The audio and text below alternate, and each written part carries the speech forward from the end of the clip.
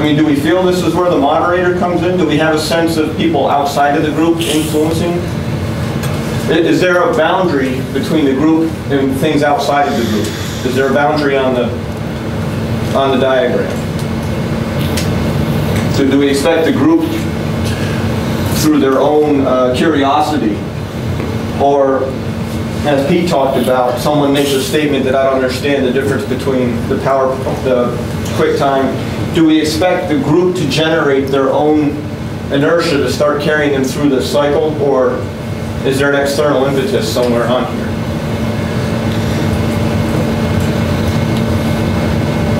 Well, I think what we saw in the little video clip was this making problematic that Pete said sort of kicks off the whole process here, this whole cycle, was actually done not by the individual student.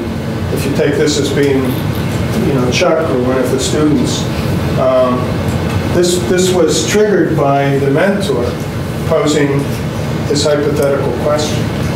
So it really came in from an alternative position here, or from the situation. The situation was they were trying to do something with the computer simulation and figuring out the rockets, which would be the best rocket, and so on. So the situation really made something problematic. They got stuck, and then they had to go through the process and really learn this cultural artifact, which was the list of rockets in the simulation. They had to really come to a better understanding of that. And then what I argue in the paper, in my new book, I have 2 chapters that analyze this video. And the newer chapter talks about the cognitive artifact that's created in this process that we saw in the video clip. And what that cognitive artifact is an ability to understand pairs of items in lists that have different kinds of structures. So I argue that originally the students were looking for one kind of structure in the list that wasn't there, and the list had been created with a different kind of structure that they couldn't see in that list. And through this half-minute interaction, they learned to see that. And then, presumably, they internalized that, and when put them in a situation with the new kind of list in the future, they would probably be able to deal with it. But who knows exactly what internalization took place there. All we see is the 30 seconds, and then they're able to go on and use that information. But according to Vygotsky, this stage of internalization is an extremely complex one that he didn't feel he had begun to understand. And the nicest example I think that he gives is of an infant learning to point. And he goes on for about a half a page explaining this interactively, the interaction between the infant and the caregiver, and how they together interactionally create this gesture, or out of sort of a grasping reach of the infant, it becomes a pointing gesture that over time becomes more and more into a symbolic gesture.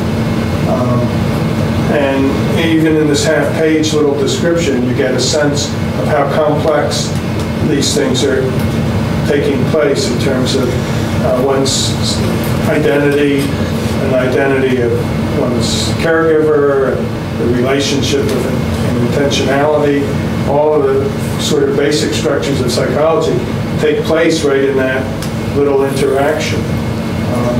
And it's really very intense, and that's just one example of internalization of the pointing gesture into a meaningful indexical pointing.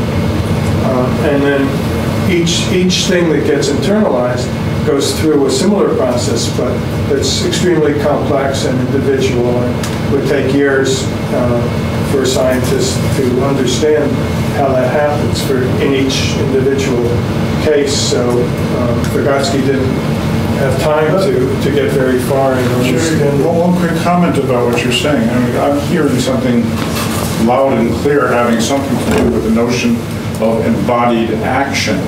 Okay, not just with an infant pointing, but it's somehow related to the notion of learning to do, learning how to do something.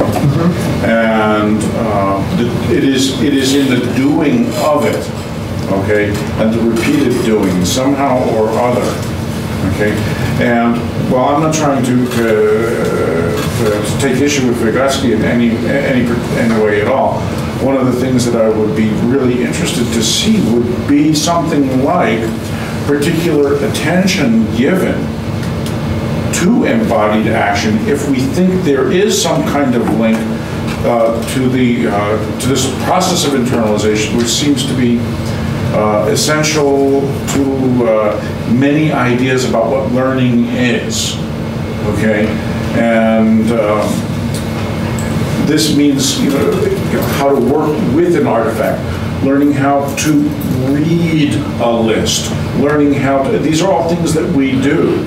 And they are not just in the learning process involves people literally doing things. I mean, the activity, when we say learning is going on, they're doing something. Right. Casting their attention, moving their eyes, pointing to things, manipulating objects, changing their position, and